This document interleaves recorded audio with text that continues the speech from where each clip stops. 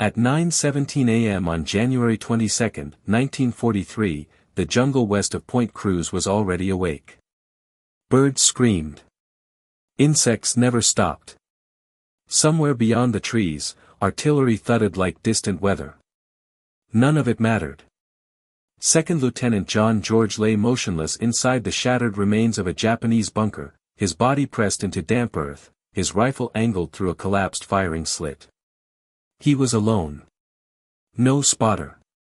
No radio. 60 rounds of ammunition.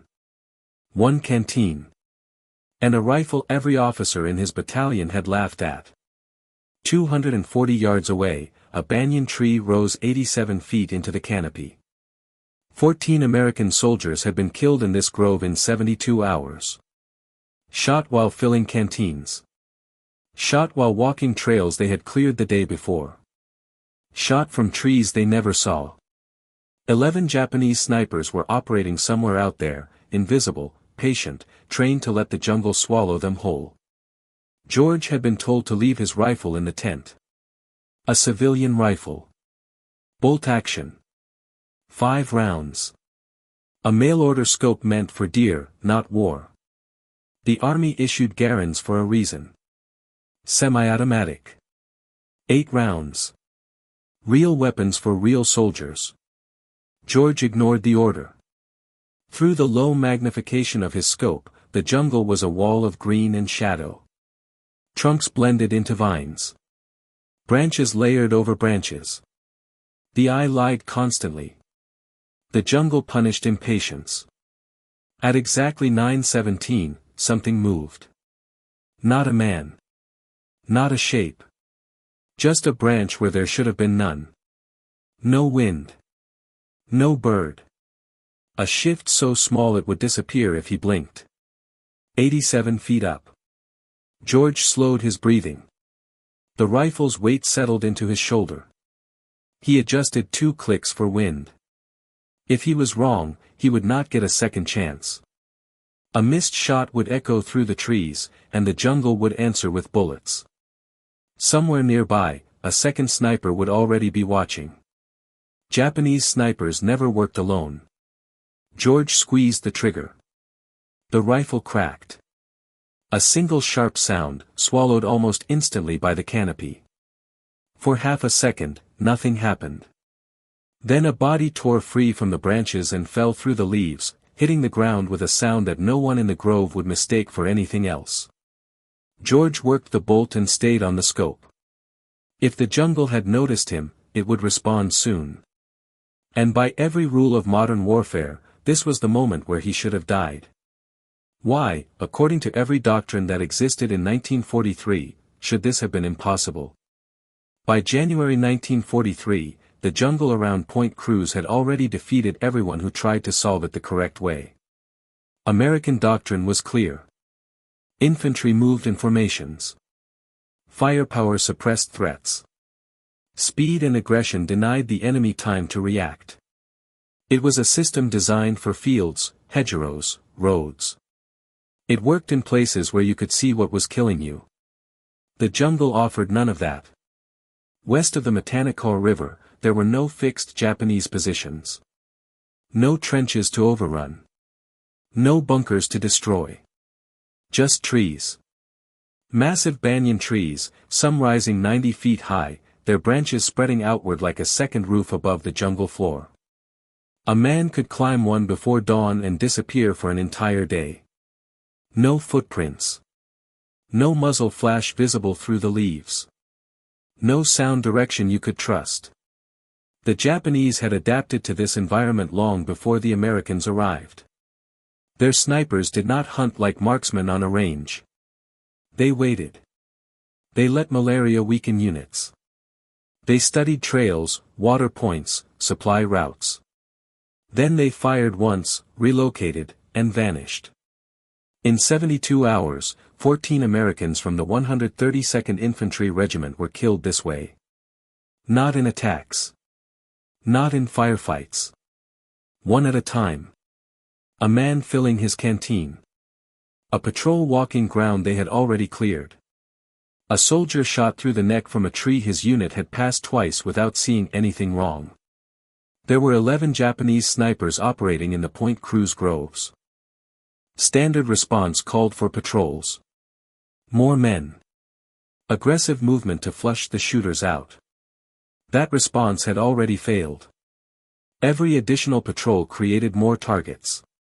Every attempt to move fast through the jungle multiplied blind angles. The jungle did not reward initiative. It punished it. American weapons doctrine did not help either. The M1 Garand was the pride of the infantry.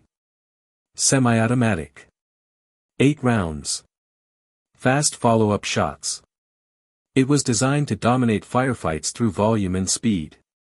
In the jungle, that advantage evaporated. You could not see far enough to use rate of fire.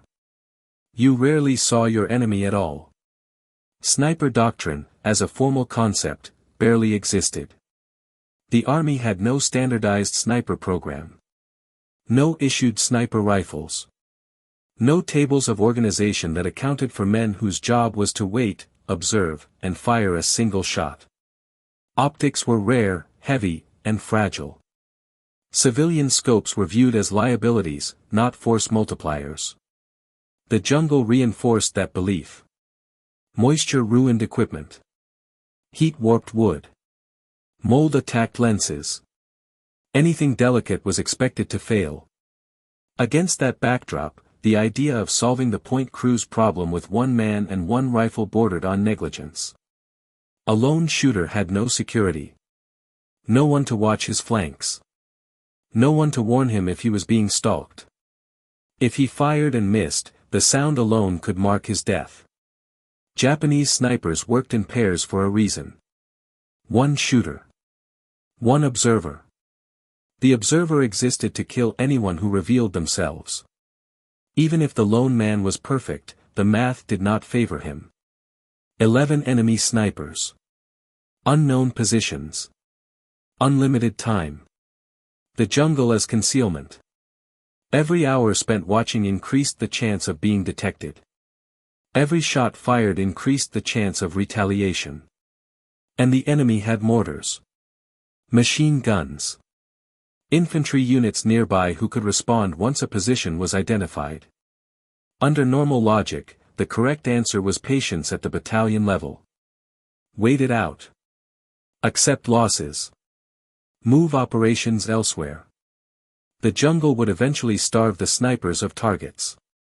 That logic cost lives. What made the mission impossible was not just the enemy. It was the environment, the doctrine, and the assumptions baked into both. The jungle erased visibility. Doctrine erased flexibility. And the rifle John George carried violated every accepted rule at the same time. It was bolt action. 5 rounds. Slow by modern standards. It required deliberate movement to cycle the bolt, breaking sight picture after every shot. Its scope offered only modest magnification. Enough to see movement, not enough to dominate a wide field of view. It was also accurate in a way most issued weapons were not. It rewarded patience instead of speed. It punished rushed shots. It demanded that the shooter see something real before pulling the trigger. The problem was that accuracy alone did not solve the jungle. To succeed, one man would need to outweight professional hunters who had already proven they could kill without being seen. He would need to read movement where others saw nothing. He would need to fire without revealing himself long enough to be countered.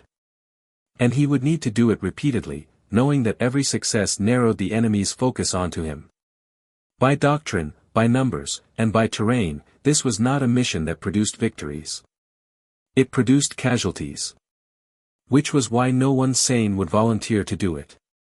And why, when John George lay in that bunker on the morning of January 22, the rifle in his hands represented more than a tool. It represented a rejection of every safe answer the system had left. John George did not look like the kind of man the jungle respected. He was 27 years old. Not a veteran of the early island campaigns. Not a Marine hardened by months of attrition. He had no confirmed kills. No reputation forged in combat. Just a record on paper that meant very little once the trees closed in. Before the war, he had been a competitive shooter. Illinois state champion. Precision at distances most soldiers never trained for. Targets that stayed still. Wind you could read. A clean sight picture. None of that impressed infantry officers who measured competence by marches completed and assaults survived. When George unpacked his rifle at Camp Forest in Tennessee, the reaction had been immediate and dismissive. A sporting rifle. Bolt action. Scope mounted on top like something borrowed from a hunting magazine. The armorer asked if it was meant for deer or Germans. Someone else joked that it belonged on a farm, not a battlefield. George did not argue. He had already learned that explanations rarely changed opinions. The rifle did not even deploy with him. While other men cleaned their issued garrons during the voyage to the Pacific, George watched empty-handed. His weapon sat in a warehouse in Illinois, delayed by paperwork and indifference. He spent weeks knowing that if he reached combat before it arrived, his credentials would mean nothing. When the crate finally showed up in late December, marked fragile, it felt less like reinforcement and more like a test. By then, his battalion had already fought on Mount Austin. 16 days of brutal uphill fighting against bunkers and entrenched defenders. Dozens killed. Hundreds wounded. George's rifle stayed slung, unused. He followed orders. He carried what he was told to carry. He survived without proving anything. That silence worked against him. In an army that valued shared hardship, unused skill looked suspicious. Other platoon leaders trusted what they knew. The garand was known. It was standardized. It fit the doctrine. George's rifle did not. Captain Morris made it clear. Leave the sporting rifle behind. Carry a real weapon. George carried it anyway. Not out of arrogance. Out of calculation. He understood what his rifle could do. He also understood what it could not. 5 rounds meant every decision mattered. Cycling the bolt meant losing sight picture. If he missed, the jungle would answer before he could recover. That knowledge did not comfort him. It weighed on him. When the battalion commander summoned him on the night of January 21st, it was not a vote of confidence. It was desperation. 14 men dead in 3 days. Patrols failing. Morale cracking. The snipers were killing faster than malaria. The commander did not ask if George wanted the job. He asked if the rifle worked. George listed his credentials because that was all he had. Championships. Group sizes. Distances. Numbers that sounded impressive in a classroom and hollow in the jungle. When he finished, the commander gave him until morning. It was not encouragement.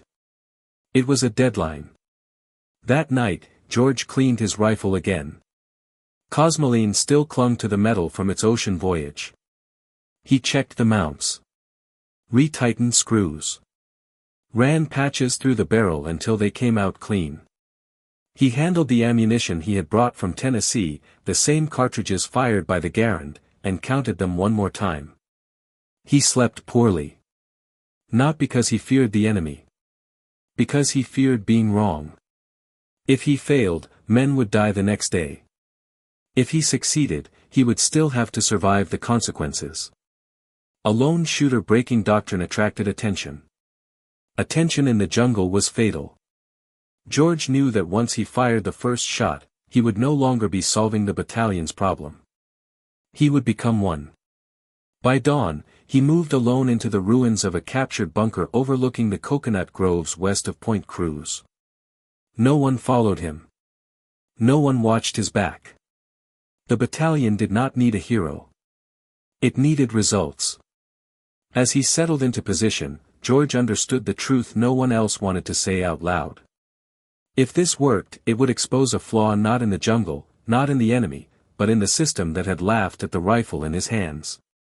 And if it did not work, the jungle would erase him quietly, the way it erased everyone else. Either way, there would be no witnesses. The rifle John George carried was not designed for war. It was designed for control. The Winchester Model 70 was a bolt-action rifle built around precision, not speed. 5 rounds in the magazine. 1 shot at a time. Every movement deliberate. Every trigger pull final. In a firefight, that was a liability. In the jungle, it changed the equation. The scope mounted on top was equally unimpressive by military standards. 2.5 power magnification. Barely enough to bring distant shapes closer. Not enough to dominate a wide field of view. But it offered something the naked eye could not: separation. In the jungle, everything moved. Leaves shifted. Insects vibrated branches. Light fractured through layers of canopy. The human eye was overwhelmed. The scope did not eliminate chaos. It slowed it down. It forced the observer to search methodically, left to right, top to bottom, instead of reacting to noise and instinct. That mattered more than firepower. Japanese snipers exploited a blind spot American doctrine never addressed. They did not rely on distance. They relied on verticality. Banyan trees were perfect hides. Thick trunks. Dense foliage. Multiple branches intersecting at different angles. A sniper positioned 80 or 90 feet up could see movement on trails, supply routes, and water points while remaining completely invisible from below. American patrols were trained to scan forward. Occasionally to the flanks. Rarely upward. The jungle canopy was assumed to be background, not threat. That assumption killed men. Japanese snipers also understood patience. They did not trade shots. They fired once, relocated, and waited hours or days for the next opportunity. Many worked in pairs. 1 shooter. 1 observer. The observer's job was not to kill targets. It was to kill anyone who tried to kill the shooter. This was where the jungle punished speed. A rapid-firing rifle encouraged follow-up shots. Follow-up shots meant movement. Movement meant sound. Sound echoed unpredictably through dense vegetation, revealing direction even when the shooter could not be seen. The jungle magnified mistakes. The bolt-action rifle did the opposite. It enforced discipline. After every shot, the shooter had to cycle the bolt, reacquire the target, and confirm it was safe to fire again. That pause was not a weakness. It was a filter. It prevented panic. It prevented chasing shadows. George understood this instinctively. He also understood what the rifle could not do. 5 rounds meant no margin for error. If he fired unnecessarily, he would run dry at the worst possible moment. Cycling the bolt broke his sight picture. If the enemy moved after the shot, he might never find them again. This forced him to wait. Waiting was the jungle's currency. George's position selection mattered as much as the rifle. He chose ruins of a captured bunker overlooking the coconut groves west of Point Cruz. The bunker offered cover and elevation. More importantly, it offered predictability. Japanese snipers expected American movement along trails and open ground. They did not expect a lone shooter to occupy a static position and stay there for hours. That expectation gap was another blind spot. The scope allowed George to detect movement without exposing himself. Not full silhouettes. Not faces. Just violations of pattern. A branch where none should move. A shift without wind. A shape that did not belong. This was not marksmanship in the traditional sense. It was pattern recognition under pressure. Every Japanese sniper George killed made the jungle more dangerous. The first kill went unanswered. The second forced the enemy to react. By the third, they were searching for him. By the fifth, they were adapting. That adaptation revealed another blind spot. Japanese snipers relied on concealment and patience, but they assumed the enemy would respond predictably. They expected counter-snipers to mirror their tactics, climb trees, seek elevation, hunt from above. George did not. He stayed grounded. He let the rifle do the work of elevation through optics.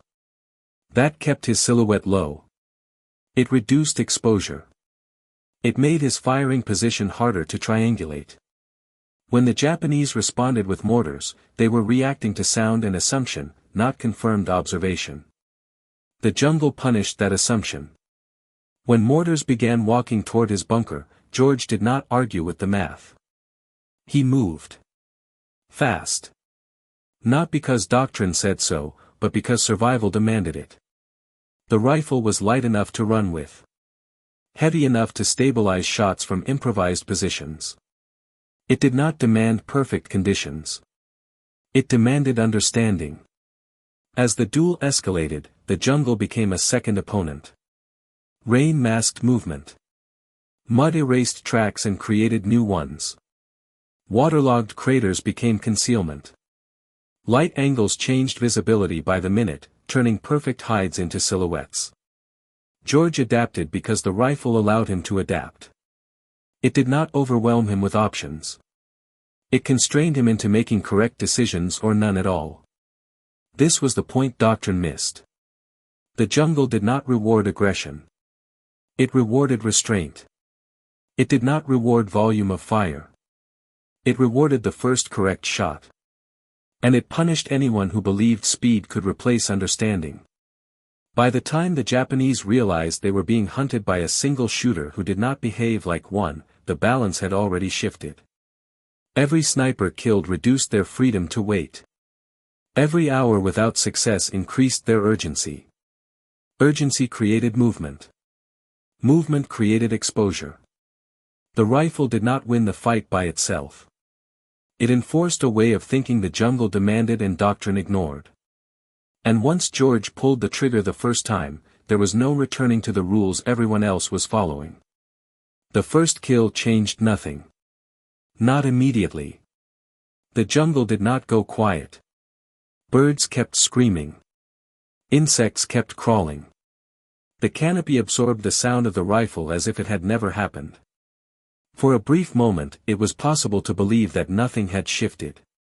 That belief was a trap. John George understood what the first shot meant. Somewhere in the trees, a second Japanese sniper was already processing the sound. Not where it came from exactly, but what it represented. A deviation. A break in the pattern. Someone was hunting. Doctrine offered a simple answer to that realization: relocate, report, bring more men. George did none of those things. He stayed. Staying violated every safe instinct an infantry officer was trained to follow. A single shooter who revealed his position was expected to move immediately or die. Counterfire did not require accuracy. It required probability. Mortars, machine guns, blind suppressive fire.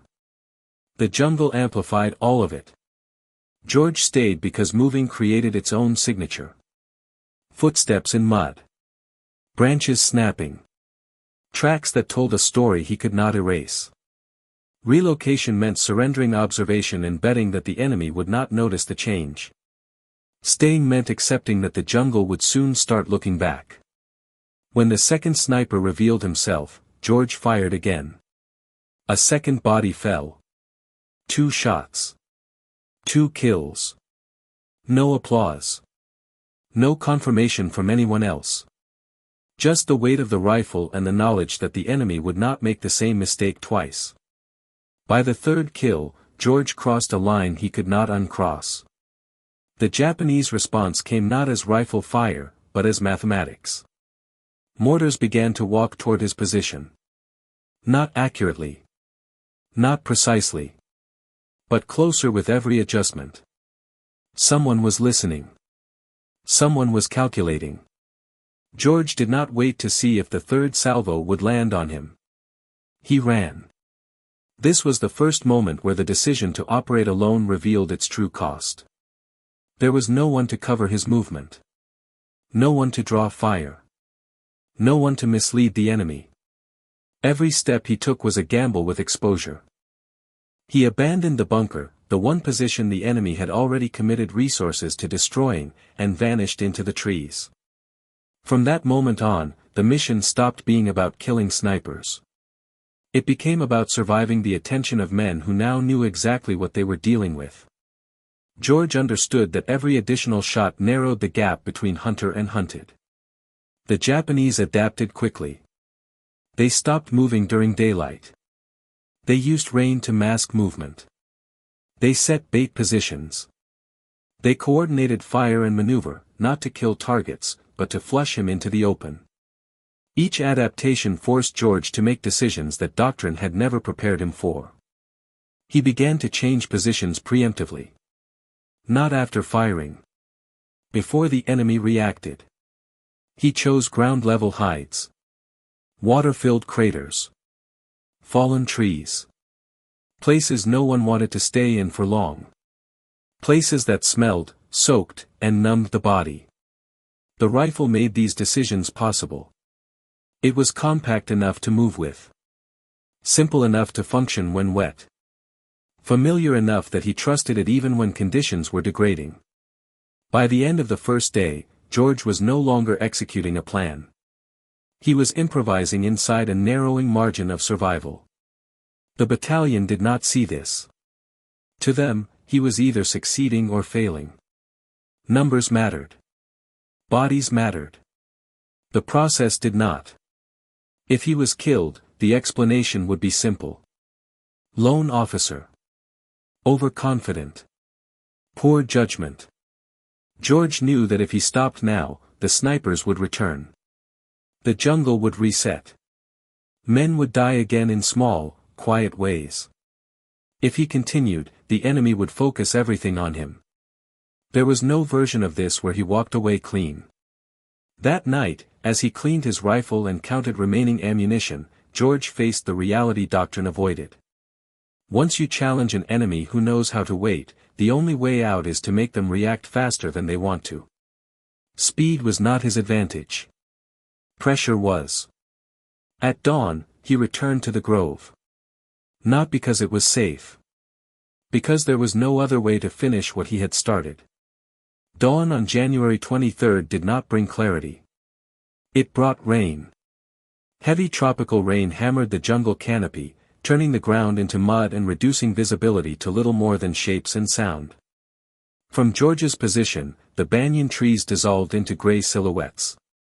Even with optics, there was nothing to see. For nearly an hour, the jungle hid everything. George stayed still. Movement during rain was tempting. The noise covered footsteps.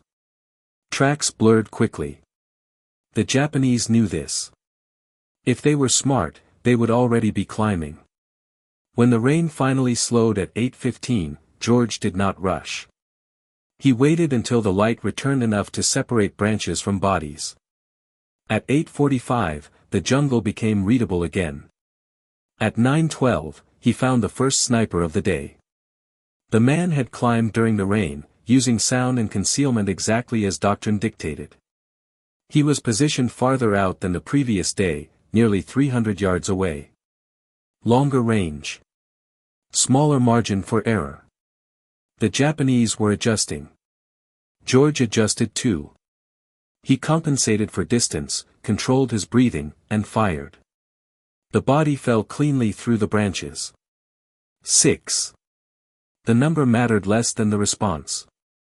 At 9:57, the jungle answered with explosions. Japanese mortars began landing short of his position, walking closer with every correction. Someone had triangulated his location using sound, flash, or simple probability. The first rounds were warnings. The third would be lethal. George ran. He abandoned the bunker seconds before it vanished in dirt and shrapnel. The explosion confirmed what he already knew: the enemy had shifted from hunting passively to eliminating him directly. He relocated north, using a fallen tree as cover. It was not a perfect position. It did not need to be. It gave him observation and concealment. That was enough. By midday, the Japanese sent more snipers. This was the turning point where George still held the advantage. The enemy was reacting, not predicting. They were sending individual shooters, relying on skill and concealment rather than coordinated maneuver. George punished that mistake. At 14:23, he killed the 7th sniper. At 15:41, the 8th. One of them had climbed nearly 94 feet into a banyan tree. Excellent concealment. But height came with a cost. As the sun angle shifted, the sniper's silhouette betrayed him against the sky. The jungle gave, and the jungle took away. By 1700 hours, George had been in position for 9 hours. He withdrew before darkness made identification impossible. That choice mattered. Staying would have felt aggressive. It would also have been reckless. The jungle favored the night. He did not. Back at headquarters, Captain Morris did not mock him. Morris wanted numbers. 8 confirmed kills. 12 rounds fired. 4 misses. The math was impossible to ignore. Morris ordered him back at dawn. That night, George cleaned his rifle and did the math himself. 11 Japanese snipers. 8 dead. 3 remaining. The survivors would not behave like the others. They had watched friends die. They had learned his patterns. By January 24th, the hunt became symmetrical. Rain returned before dawn. George used it to move, selecting a position the enemy would not expect. Not the bunker. Not the fallen tree. He chose a cluster of rocks previously used as a machine gun nest. Elevated. Overlooked. Predictable only to someone who understood American habits.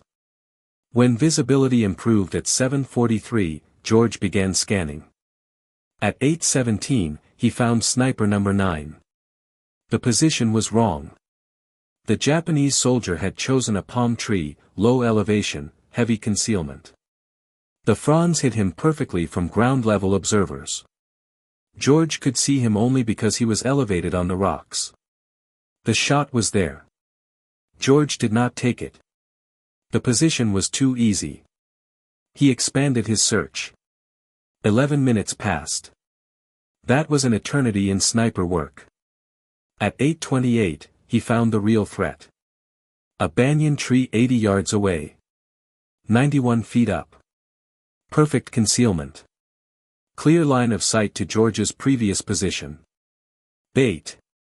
George used it against them. He killed the decoy. Then the real sniper when movement betrayed him.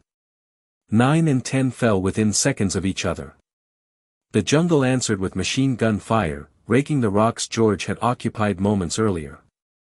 He relocated again, then again, using craters, mud, water, and time. Now only one remained. The final sniper was different.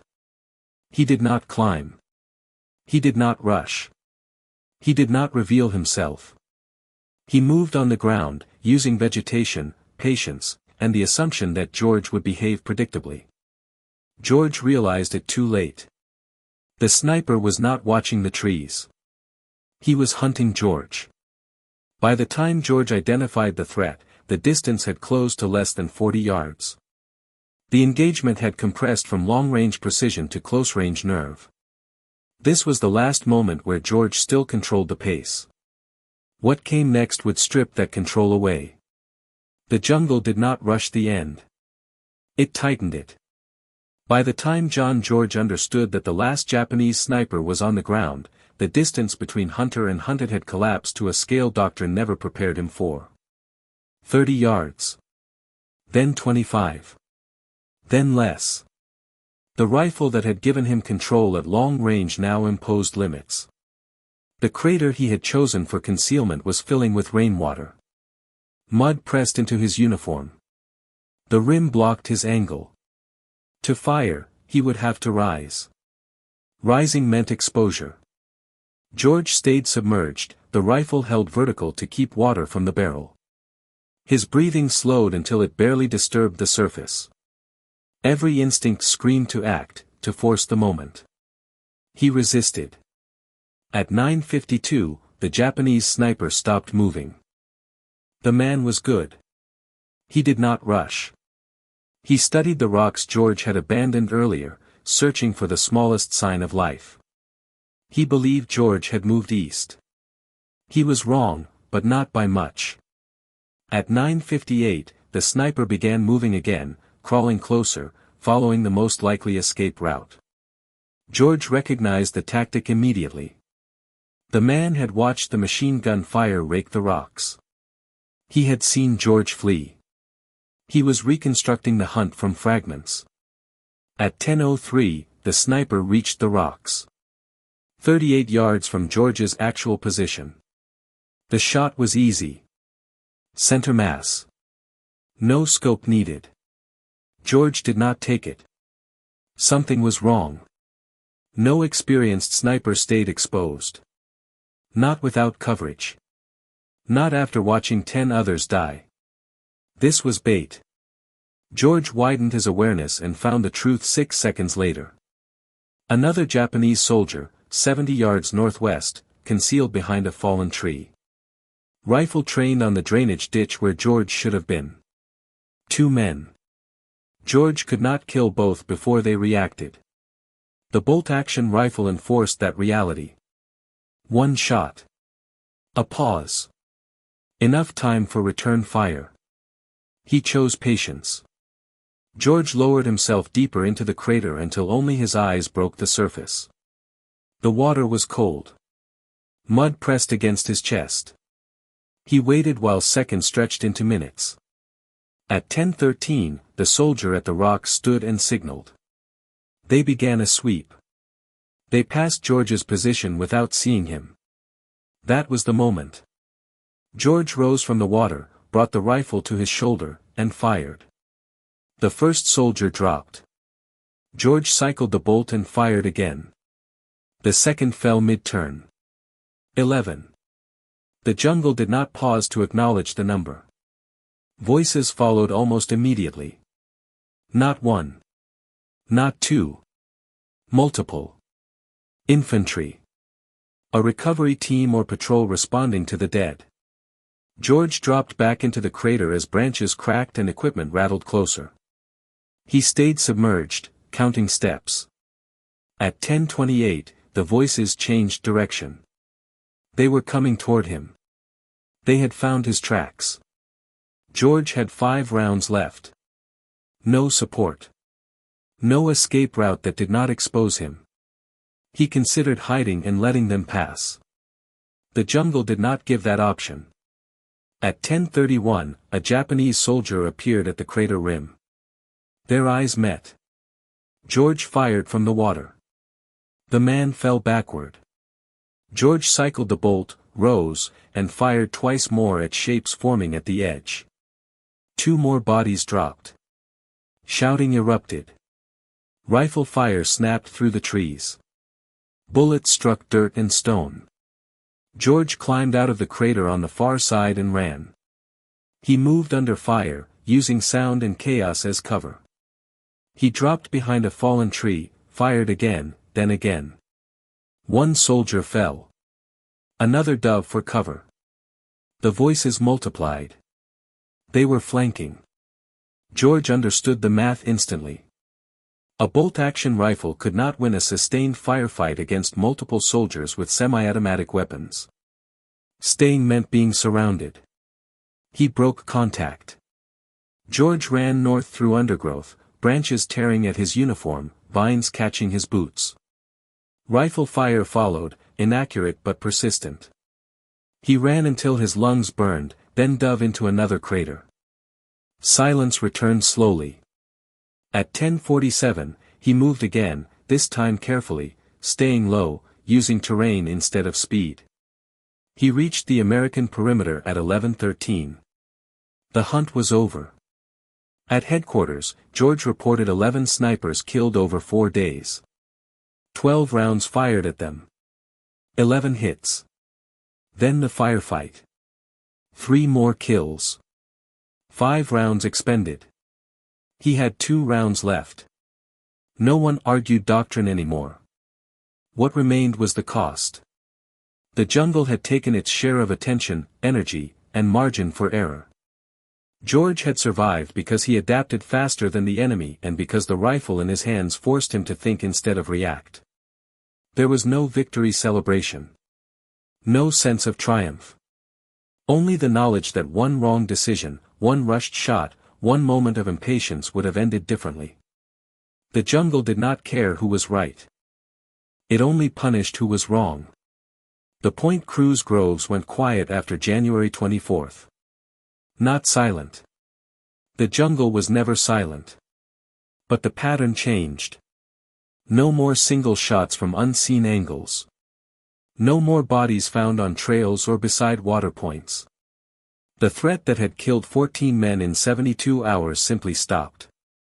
At battalion headquarters, there was no ceremony. No announcement. No acknowledgement that doctrine had been bypassed rather than applied. Captain Morris asked for numbers. George gave them. 11 snipers killed. 12 rounds fired at them. 11 hits. That was enough. Within days, George was ordered to do something the army had never formally asked anyone to do before. Train others to fight the jungle the way he had. Rifles with optics were gathered. Men who could already shoot were identified. A sniper section was assembled without a name, without a doctrine, without precedent. It worked. In less than 2 weeks, the new teams eliminated dozens of remaining Japanese soldiers operating west of the Matanico River. Casualties dropped. Patrols moved again. The jungle did not become safer, but it became readable. The rifle John George carried never became standard issue. It did not need to. The lesson was not about a specific weapon. It was about constraint. About how a tool that forced patience could outperform one that rewarded speed in the wrong environment. George carried that lesson with him beyond Guadalcanal. In Burma, the rifle was lighter, modified, used sparingly. Jungle warfare there favored ambushes at close range, not long shots. The rifle was no longer central. It was situational. George understood that too. Tools mattered only when matched correctly to reality. After the war, the army formalized sniper training. Optics became accepted. Precision regained legitimacy alongside volume of fire. The jungle had forced the institution to acknowledge something it preferred to ignore. George never spoke publicly about Point Cruz. He did not tell stories. He wrote instead. Clinical. Technical. No heroism. No drama. Just what worked and what failed when doctrine met terrain and lost. The rifle followed him home. It sat in a case. It gathered no myths. Years later, it ended up behind glass in a museum. Most people walked past it without stopping. It looked like a hunting rifle. Old. Unremarkable. That was the point. In January 1943, a battalion faced a problem it could not solve by the rules it trusted. A man ignored those rules, not to prove a theory, but to stop men from dying. The jungle did not care why he succeeded. It only responded to what he did. The rifle did not change the war. But for 4 days in a place no one remembers, it forced an army to admit that sometimes, the correct answer is the one everyone laughs at first.